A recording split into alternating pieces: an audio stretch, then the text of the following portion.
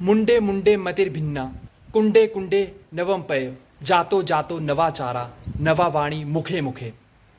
ये वायु पुराण से लिया गया है। कहा गया है कि मुंडे मुंडे मतिर्भिन्ना, जितने मुंड होंगे, जितने सिर होंगे, जितने मनुष्य होंगे, उतनी ही बातें होंगी। कुंडे कुंडे नवम पे, एक ही गांव में अलग अलग कुएं जो हैं, उन कुओं का जो पानी है उनका अपना अपना स्वाद है। जातो जातो नवाचारा, एक ही संस्कार के लिए अलग अलग जातियों में अपने अपने रीति रिवाज होते हैं। जैसे कि कोई विवाह है या कोई और मुंडन का कार्यक्रम है, तो अलग अलग जातियों में अपने अपने रीति रिवाज होते हैं।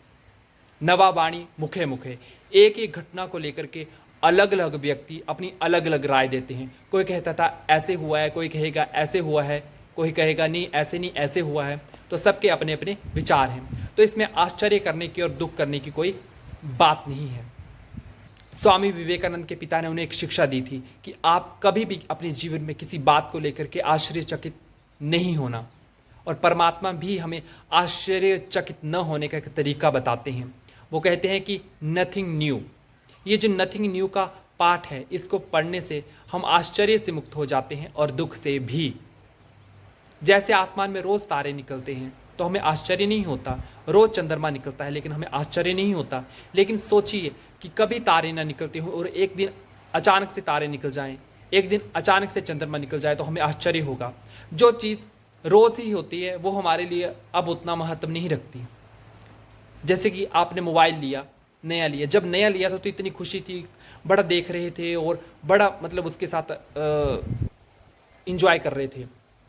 लेकिन एक दिन, दो दिन, तीन दिन, चार दिन, पाँच दिन और उसके बाद वो एक नॉर्मल जैसा हो जाता है।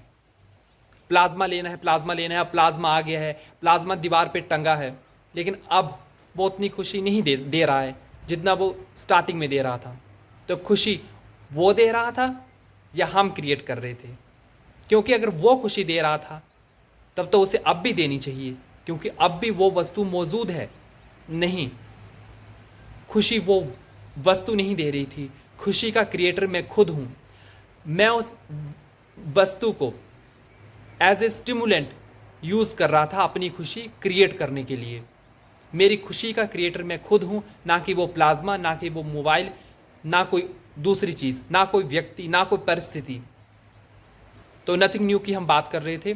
तो परमात्मा ने जो ये नथिंग न्यू का हमें जो पाठ पढ़ाया है कि जो कुछ भी हो रहा है वो पहले भी हो चुका है, अब हो रहा है और कल के बाद फिर से रिपीट होगा। जो हुआ अच्छा हुआ, जो हो रहा है अच्छा हो रहा है, और जो होगा वो भी अच्छा ही होगा। हमें आश्चर्य करने की बात नहीं है कि ऐसा क्यों हो गया, मेरे साथ ऐसा क्यों हो गया। जो हो रहा है वो एक्यूरेट है, परफेक्ट है और बेनिफिशियल है। इस ड्रामा में किसी भी परिवर्तन की कोई भी गुंजाइश नहीं है। ये ड्रामा संपूर्ण न्यायकारी है, इसमें किसी के साथ भी अन्याय नहीं हो रहा है। और अभी जो हम करेंगे वो कल्प कल्प करेंगे। इसलिए अभी अगर हम दुखी हो गए तो कल्प कल्प दुखी होना पड़ेगा।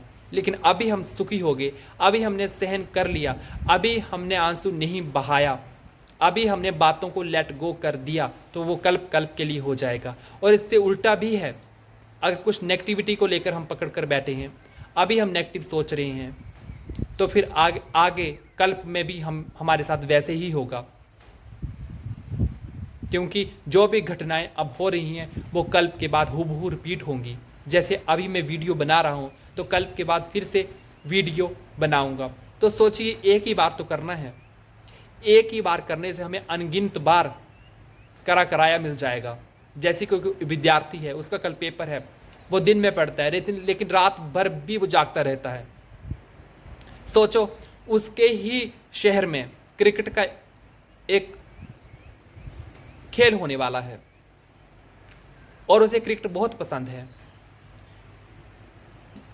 और वो उसकी टिकट भी अफोर्ड कर सकता है, लेकिन फिर भी वो नहीं जाता क्योंकि उसका कल एग्ज़ाम है। वो सोचता है कि मैं आज पूरा दिन लगा देता हूँ, रात लगा देता हूँ, एग्ज़ाम दे देता हूँ, जब कल एग्ज़ाम हो जाएगा उसके बाद तो फिर तो फ्री है, फिर तो रेस्ट ही रेस्ट है, फिर तो मौज ही मौज है। तो अभी तो करना है। वैसे ही संगम युग भी हमें ये थोड़े टाइम के लिए जो मिला है, ये पुरुषार्थ का टाइम, अगर ये बीत गया टाइम और हमने पुरुषार्थ नहीं किया इस थोड़े से टाइम में, तो आने वाला टाइम पश्चाताप का होगा। दुनिया वाले लोग भले ही आंसू बहाएंगे, लेकिन ब्राह्मण खून के आंसू बहाएंगे। दिल फाड़ फाड़ के रोना पड़ेगा। अव्यक्त महावाक्य हैं बाबा के। इसलिए ऐसी पछतावे की घड़ियाँ, ऐसे पश्चाताप की घड़ियाँ हमें देखने को ना मिलें, उसके लिए अभी जो हमें समय मिला है उसमें हम ढेर सारा पुरुषार्थ कर लें।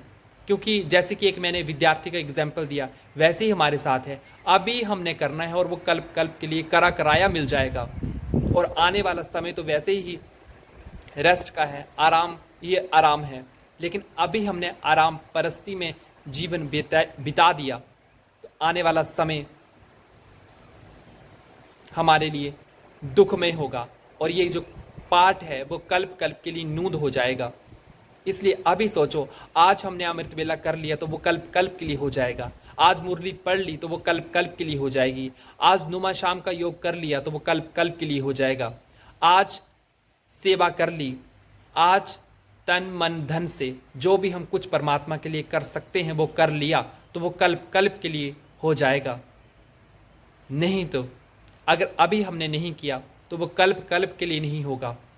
और हमने जो रखा होगा, जैसे धन की सेवा की बात करें तो वो भी हमारे काम में तो फिर आएगा ही नहीं। मम्मा कहती थी, किनकी दबी रही धूल में किनकी राजा खाए, किनकी चोर ले जाए और किनकी आग जलाए। तो ऐसी ही स्थितियाँ, ऐसी ही परिस्थितियाँ हमारे साथ ना हो जाएं, उसका हमें ध्यान रखना है। और इस संगम युग में जब बाबा दोनों हाथों से खजाने लुटा रहा है तो उन खजानों को हमें लूट लेना है। अपनी झोली को परमात्मा वरदानों से भर लेना है और ढेर सारा पुरुषार्थ करके परमात्मा को इस संसार में प्रत्यक्ष कर देना है। और हमें ढेर सारी मेहनत करके माला में स्थान ग्रहण करना है और बाबा के दिल तख्त नशीन बनना है, जिससे हम भविष्य में भी, भविष्य में चाहे बने ना बने, लेकिन अभी जो संगम युग में मौज बनाने का युग है, परमात्मा के साथ सभी प्राप्तियां लेने का जो युग है, तो इस समय का हम भरपूर फ़ायदा उठा लें। और अगर हम ऐसा करेंगे तो सदा ही हम आनंदित रहेंगे और हमारा जीवन सुख और शांति से भर जाएगा। ना सिर्फ हमारा बल्कि दूसरी आत्माओं का। क्योंकि अगर मैं प्रसन्न हूँ, मैं शांत हूँ, तो वैसे ही वाइब्रेशंस चारों ओर फैलेंगे और हमारा घर भी स्वर्ग बन जाएगा, सुख और शांति का धाम बन जाएगा। ओम शांति।